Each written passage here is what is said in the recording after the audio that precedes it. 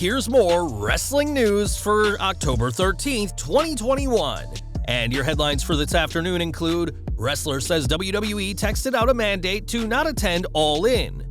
Tony Khan addresses AEW's interest in Bray Wyatt. Major issues for Tony Khan in the midst of his challenge to WWE.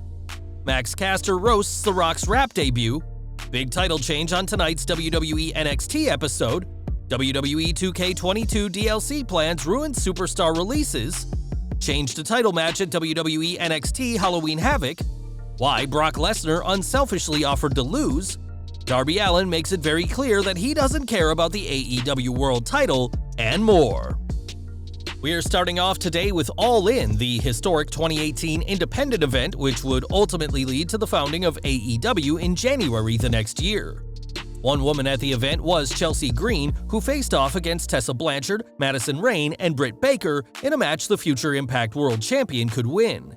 Speaking on her podcast, Green discussed the show's after-party, which was a surprisingly subdued affair, but one that her partner Matt Cardona had to miss. She explained, "I really wish Matt had been able to go. Everyone at WWE who had a spouse or a partner that was on All In got a text the week or two out from talent relations at WWE saying they were not allowed to be at All In.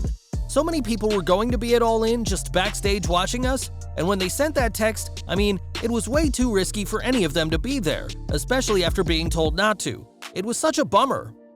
At the time, Matt Cardona was Zack Ryder in WWE, and despite the fact that he was barely being used at the time, the Long Island Iced Z couldn't risk his job. Ironically, Cardona would later wrestle for AEW, having a handful of matches last year, but the former superstar had to miss out on seeing Green wrestle on the biggest night of her career. Earlier this year, WWE decided to release Bray Wyatt, a baffling decision given that The Fiend was one of the most universally loved characters in Vince McMahon's promotion. Not long after his release did chants of "We Want Wyatt" fill arenas, especially during segments featuring Alexa Bliss, and speculation continues to build on where he'll go next. It's been reported that AEW and Impact are both making a play to bring Wyatt to their respective rosters, with Matt Hardy teasing a reunion with his former tag team partner earlier this month. Speaking to W Fans Moose and Maggie's show in New York City, AEW President Tony Khan praised the former Fiend, but admitted that there's been no talks with Wyatt so far. "He's a great wrestler, and I have to be honest, we haven't talked at all. I've known him in personal life, but in reality, we haven't talked. But you never know." Wyatt himself has said that fans will be seeing him very soon, but unless talks begin very soon, it looks like fans won't be seeing him in AEW. This Friday, AEW and SmackDown will go head-to-head, as the last 30 minutes of the Blue brand will cross over with the first 30 from Rampage. As usual, the vast majority of Rampage will be preceded by SmackDown, but Tony Khan has announced a new strategy to pull fans away from WWE programming. On the same show for WFAN, Khan announced a special buy-in this Friday at 9 p.m. Eastern that'll air on AEW's YouTube channel. The hour-long event will feature Bryan Danielson face Minoru Suzuki, while Bobby Fish takes on Lee Moriarty. Time will tell if AEW's buy-in takes fans from SmackDown, which will air this Friday on FS1, but Khan is counting on winning the brief Friday Night War later this week.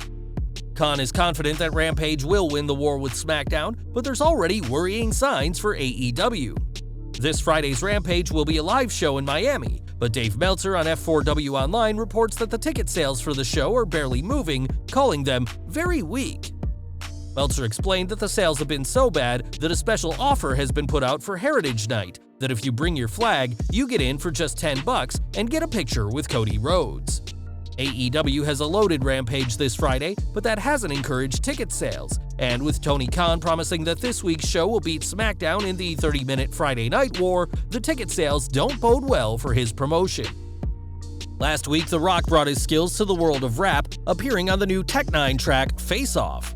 Fans have been impressed by The Rock's ability to spit bars, and the numbers don't lie for the Brahma Bull's latest success. On social media, The Rock commented that when it comes to streams, Face Off is the #1 rap song in the entire US, and thanked all the fans who made that happen. After dominating the world of wrestling and acting, the Great One has impressed in his transition to rap, and perhaps Face Off will be just the start of a long and illustrious music career for the former WWE Champion. Many people have been impressed by The Rock's rap, but one person who definitely wasn't is AEW's Max Caster. Wrestling's resident controversial rapper, Caster got in serious hot water a few months back with his bars about Simone Biles and the Duke University lacrosse case, and has now turned his attention on the People's Champion. Speaking to TMZ Sports, Caster roasted The Rock in a freestyle performance, calling the Great One's flow weak. Caster added that The Rock can't act and challenged him to a match on Dynamite, in which the AEW wrestler threatened to knock you out like Deontay, a reference to Deontay Wilder's recent loss to Tyson Fury. It's highly unlikely that The Rock will agree to this match, as he's kept plenty busy in Hollywood, and for all the praise he's received, The Rock hasn't won over everyone with his rap on Face Off. NXT 2.0 now, as last night's show saw a huge title change over the North American Championship, but it wasn't the superstar fans expected who left with the gold. In the main event, Isaiah Swerve Scott retained his title over Santos Escobar and managed to retain the title on his own, as his Hit Row allies had been abducted by Legado del Fantasma. Managing to defeat Escobar, Scott celebrated in the ring before he was attacked by Carmelo Hayes, who cashed in his guaranteed title match, which he earned by winning the NXT Breakout Tournament. Winning the gold in decisive fashion, this is Hayes' first North American title reign, ending the 106-day reign of Scott, and winning the North American title will only go to prove why Carmelo Hayes is NXT 2.0's breakout star of 2021. Video game news now, as WWE 2K22 will mark a return for the franchise after a year off following the abysmal 2K20, and fans are eagerly awaiting for the game's release. 2K22 was meant to be released this year, but has since been delayed until around WrestleMania time next year, and that's not the only major change. According to Mike Straw of Sports Gamers Online, the planned DLC for the game has also been delayed, as the first wave of downloadable characters was originally meant to feature Bronson Reed, who was released by WWE in August.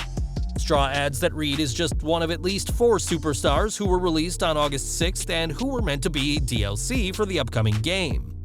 He noted that with so many releases, 2K is looking to handle DLC for the new game differently and will reportedly use an update-type service for 2K22. This will mean that the game will keep updating with the latest cosmetic trends for superstars, meaning that fans won't have to play as a character's old persona if they've gone through a dramatic change of character after the games come out. It's also reported that 2K will also look to release new members of the roster throughout the game's life cycle after they make their debuts for WWE.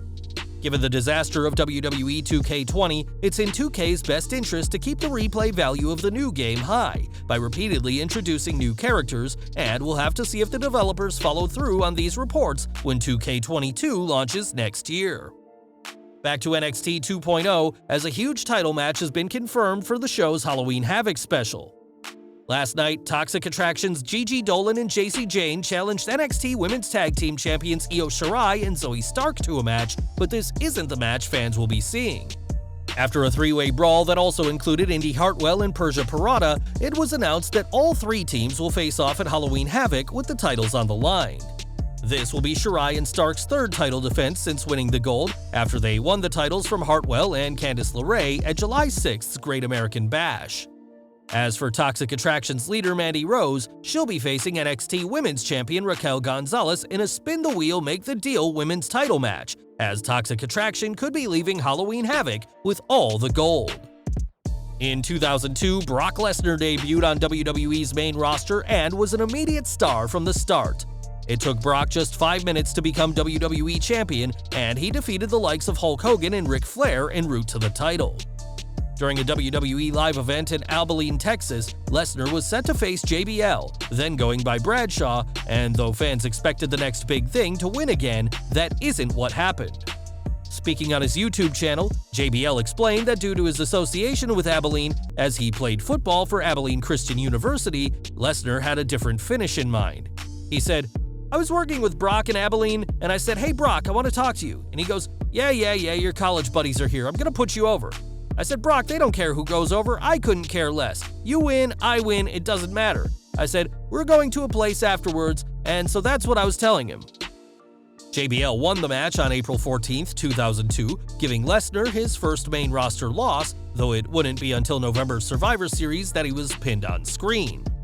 Together, the pair would have 4 more live event matches between April and June, which Lesnar won each time, but the next big thing was unselfishly happy to lose in Texas, much to the delight of Bradshaw and the crowd.